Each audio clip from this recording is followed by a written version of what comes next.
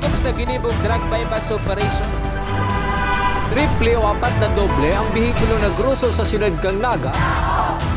Mas complain ng police station kang Naga City Police Office. Newsbreak. Sa headlines kan mga barata pagtanggal sa price ceiling kan bagas ikinaugma kan mga rice retailer sa Naga City People's Mall. Pagtabang sa mga saralit na negosyante sa Naga sa paagi kang business stimulus package nagpapadagos. Patrabaho sa pinagtutugnok na building sa Barangay Santa Cruz, Ciudad kang Naga, pinapapundo ni Mayor Nelson Ligacion huli sa seguridad. Militar asin mga rebelde nagkaengkwentro sa Tinambak, Camarines Sur. Diyos marhay na hapon. Ako si Mark Mendoza. Asin ako, si Antoinette Eduardo. Kami ang sa indong tagapagatod, Bareta.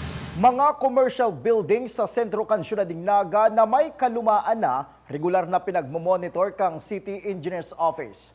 Aramon taman ang kumpletong details sa report ni Melvin Machado. Kung yaong ka sa Central Business District 1 kang Naga, kung sa'y namumugta kang Naga City People's Mall o Naga City Public Market, dakul digdi ang mga pribadong istruktura na nag-iedad 15 anyos pataas ang mga ini. Iyo ang pinagahanap asin binibisita kang City Engineers Office para tawanin abiso ang may sadiri na kaipuhan na ninda na magkaigwa ng structural investigation para masiguro ang kapusugan kang edipisyo. Ay kadakol po. Sa ngunyan po, si mga lumang istruktura, piglilibot mo po yan, pigno-notify mo sinda na si mga 15 years and above na buildings, dapat mag-secure na sinda ng structural, ang apod ka, structural investigation. Kung si building ninda, kaya pa nindang iano si mga loads na Maging ang Naga City People's Mall ang ipinapaserarom naman subuot sa structural investigation. Huli tabako lang ining 15 taon, kundi sobra pa. iyo, iguan na kaming kagayan, may investigation na po yan. Old na talaga yan, talaga. Very old. General Luna, sir. Iyo, halos gabos yan. Mas lalo na itong yaon duman sa may harani sa may salog baga. Para sa One Media, TV48 Naga, Melvin Machado, Newsbreak. Mientras tanto sa isyu kan pinagkukonstruir na building sa Barangay Santa Cruz, Ciudad ng Naga, kinumpirmar ni City Administrator Elmer Baldemoro na may kasuguan na si Mayor Nelson Ligacion sa City Engineers Office na papunduhon muna ang patrabaho sa nasabing edipisyo kuhuli kan isyu sa seguridad. Antes ang pagsugo kan alkalde sa City Engineers Office, nakapagpadara naman nin notice of violation ang nasabing opisina sa may sadiri kan pinagpapatugdok na instruktura. Kan subagong aga may mga trabahador sa laog kan edipisyo alaga daimanin pinagtatrabaho. Prior po kang instruction kang sa tuyong alkalde, nagkaigwana ning pagpadara ning notice of violation ang City Engineers Office. Alagad medyo dahil po nag-comply. Kaya kasuugma po nagdirihir na sa tuyang alkalde sa tuyang city engineer ki-engineer kaning na magpaluwas na po ning suspension of work duman sa ginigibong building. Sa iba pang Bareta, pag-andam sa paaginin paghamanin solusyon sa mga kalamidad asin ibang peligro sa 27 barangay kan Syudad ni Naga. Padagos na pinag-uurulayan sa ginibong Community-Based Disaster Risk Reduction and Management Planning and Workshop. Ang detalye sa report ni Karen K. Escaro. Para sa nagpapadagos na Community-Based Disaster Risk Reduction and Management Plan Formulation Workshop. Sa Roan Barangay Balata sa may representante na nag-atindir sa nasabing workshop. Sa Saindang Barangay, ang dating dump site ang tigkukonsider na hazard. Sigun kay Kagawad Ferdinand Dihita, iyon ni ang dapat nindang tutukan. Inot po, sa ngunyan po, ang Barangay Balatas po. Nahiling ko pong hazard po ngunyan, yun po si dati pong dump site. Kang nakaagi po bago magtapos ang September, nagkaigwa po ng grass fire po duman. Medyo naalarma po si mga naka-restar po duman. Yun po, siguro ngunyan, yun po ang dapat ming tutukan muna. Dagdag pa ni Dihita, dakulang bagay ang arog kaning klaseng pagtitipon para sa Saindang Barangay. Ini po dakulang bagay po niyo. Hindi ta po naharaman si mga hazard po, lalong-lalo po bako lang po sa sulo, si mga pigbabaha po, tapos si mga light materials na madaling masulo po. Kaya kaipuan po niyo para maaraman po, lalong-lalo na sa barangay po. Sa barangay man kan Carolina, ang mga pinakadakulang hazard ay ang bagyo, human-induced hazard asin paglinog. Nagtutubod man si Kagawad Norman Nicolas kan Carolina na saro sa mga importansya kan workshop na ini iyuan matapos ang kulang sa saindang planning manungod sa disaster risk reduction and management. Ining ko na iningunan is updating lang iniyo. Dahil previous years, igwa na talagang kaso may mga kulang pa na dapat hipnoan ito. Okay, kami digdi, bawa ang 27 barangays, para matapos ito o maayos, ano antong mga kulang na ito sa part katong planning kan sa DRRA. Ang malain na epekto kan anuman na klase ning kalamidad ang pwedeng mabawasan. Urog na kung may bastanteng pag-andam asin mahiwas na kaaraman. Para sa One Media TV48 Naga, Karen K. Iscaro, Newsbreak. Mientras tanto, kabali sa importanteng tutukaron sa aga ni City Budget Officer Frank Mendoza, iyo ang tamang paggastos kan calamity fund sa lambang barangay kan syudad. Susug ki City Administrator Baldemoro, kaipuhan man subuot ma-monitor kung paano gagastoson kan mga barangay an sa indang calamity fund. May mga barangay subuot na daipan na itatama ang paggamit kan sa indang calamity fund. Sa aga na i-discuss kan sa tuyang City Budget Officer si Mr. Frank Mendoza. Dahil ang mga barangay po baga, kaparehas kang syudad, igwas hinda ning 5% calamity fund or DRRM fund. Sa iba pang bareta, 67 na exhibitors ang may hiling sa nagpapadagos na Feria de Camarines Fit o mausbong na organisado kan Department of Trade and Industry Camarines Sur. Iyo subot ini ang huring trade fair ngunya na taon kanasabing ahensya na madurar sagkod sa Domingo, Oktubre 8, mga magagayo na raw material as in finished product arog kan mga gulay, pruta, suka gamit sa harong asin iba pa ang pwedeng mabakal digdi. Tinakwan man doon ni Provincial Director J. Ablan ang importansya kan mga paraoma sa ekonomiya. Asin naihiras ka ini ang iba pang obheto kan sa indang trade fair. Sa pagbabalik kang Newsbreak, militar asin rebuilding grupo nagkainkwentro sa Tinambak, Camarines Sur. Iyan asin iba pang mga bareta sa pagwalta kan One Media TV48 Naga Newsbreak. Dakop sa ginibog drug bypass operation. Triple o 4 na doble ang bihikulo na gruso sa syudad kang Naga. Mas complain ng police station kan Naga City Police Office. Newsbreak.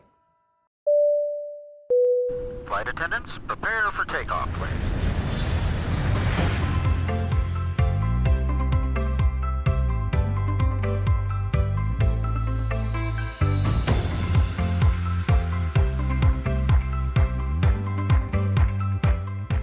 Slip life vest over your head. Take the tape around your waist.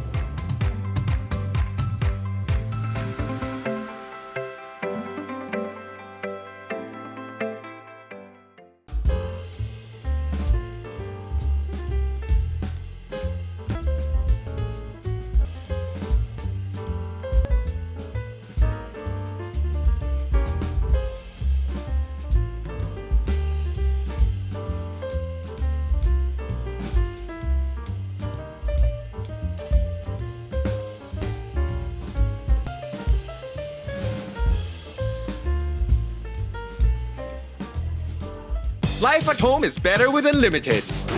Unlimited fiber all day, day, day. Unlimited entertainment all the way. Unlimited goes for the family. Unlimited cares so the fam's all. Enjoy all these for just 1,399 pesos. Have it all, have it all. Get the PLDT Home Fiber Unli All 1399 today. Apply now and have it all, have it all.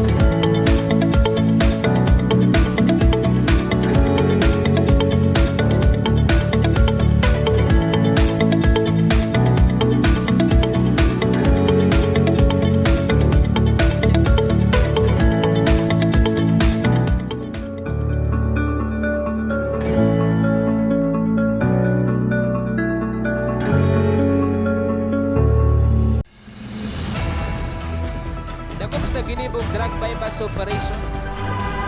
Triple o apat na doble ang bihikulo na gruso sa siyudad kang Naga.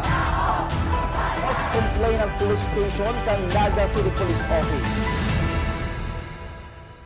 Newsbreak. Sa pagpapadagos kan mga bareta, pagtabang kan lokal na gobyerno kan Naga sa mga negosyanteng sobrang naapektaran sa nakalis na pandemya, nagpapadagos. Ang detalye sa report ni Melvin Machado. Huli tamarhay magbayad kang pinagsubling kwarta nagkapirang recipient kang business stimulus program kang lokal na gobyerno kang Naga, pinagpaunrahan giraray ang mga ini na makapag-avail kang nasabing programa. Ang business stimulus program ang pinapusog kang lokal na gobyerno kang Naga para ayudahan ang sektor kang negosyo sa syudad na sobrang naapektaran kang pandemya dara kang COVID-19. Sa pagpapasubli sa ikaduang pagkakataon sa mga saradit na negosyante kang Naga, ang marhay na record sa pagbayad ang saro sa konsiderasyon.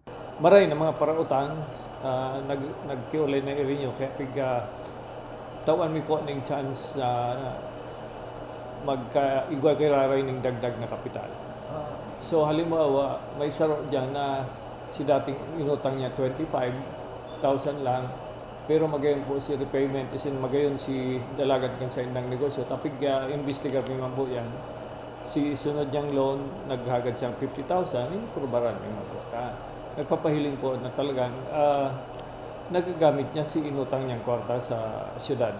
Si Catherine Panganiba na may salit na negosyo sa Naga nakautang ng 20,000 pesos na bayadan kaya nakautang giraray nin 50,000 pesos na bayadan giraray kaya kasudma pinagresibi niya ang ikatulong tseke na nagkakantidad sang 200,000 pesos na sasayang siya sa kwarta kang gobyerno kaya pinag-iigutan subuot na makabayad kan pinag-utang. Nag-istriktohan mi din po talaga pag manage kang kwarta na maibalik ta sayang man po kang kwarta din kang gobyerno kung daimi din na ibabalik yung tol-tol si pagbayad-bayad. Para sa One Media TV 48 Naga, Melvin Machado, Newsbreak. Sa iba pang bareta, pagtanggal sa price ceiling sa bagas na pinagpautob kan gobyerno ikinaugma kan nasa price retailer section kang Naga City People's Mall. Aramon taman ang kompletong detalles ken sa report ni Karen K. Iscaro.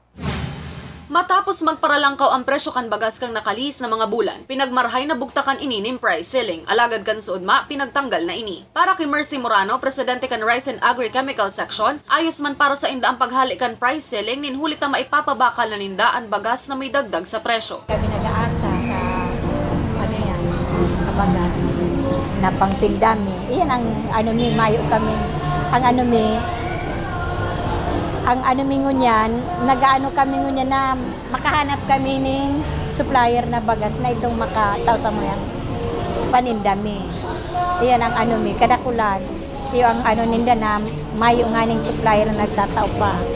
Sa presente, kulang ang nagaabot na supply kan bagas. Ninhuli ka ini hadit ang dara sa mga paratindang bagas. Okay na po sa muya ang pighali si price ceiling ta man po kami kang presyo na dahil na kami hadit na maglangkaw man kaming kadikit na makatubo kaming kadikit ta ang po kaya ang ngunyan sir ang capital mi ngunyan is 2,205 pin pwede mi na siyang dahil kami hadit na maglampas sa 40 pwede mi may 46, 47 taning inali na po nga si price ceiling. Mientras tanto, 58 pesos man kada kilo nin bagas ang pinakahalangkaw na presyo na makukuha sa Naga City People's Mall. Para sa One Media TV 48 Naga, Karen K. Iscaro, Newsbreak.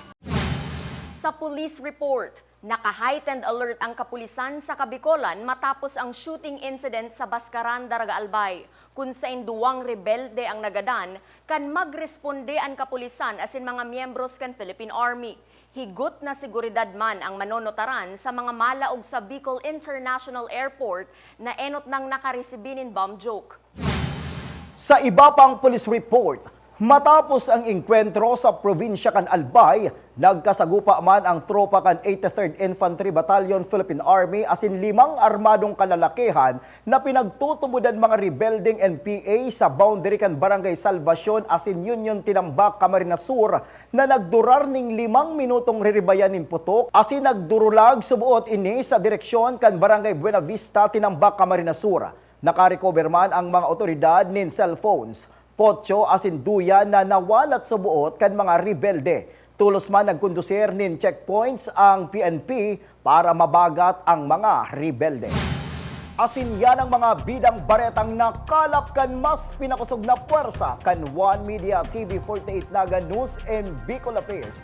Dahil malingaw na i-follow ang Samoyang official Facebook fan page One Media TV 48 Naga. Ako po si Mark Mendoza. Padagos kaming mahatod din mga baretang garantisadong nangingenot asin napapanahon. I-hit ang subscribe button sa Samoyang official YouTube channel One Media TV 48 Naga, tanganing updated kita sa mga bareta asin istoryang bida. An Bicolano. Ako si Antoinette Eduardo asin ini an One Media TV 48 Naga News Break. Dako sa ginibog drug bypass operation. Triple o 4 na doble ang bihikulo na gruso sa siyudad kang Naga. Mas complain ng police station kang Naga City Police Office. Newsbreak.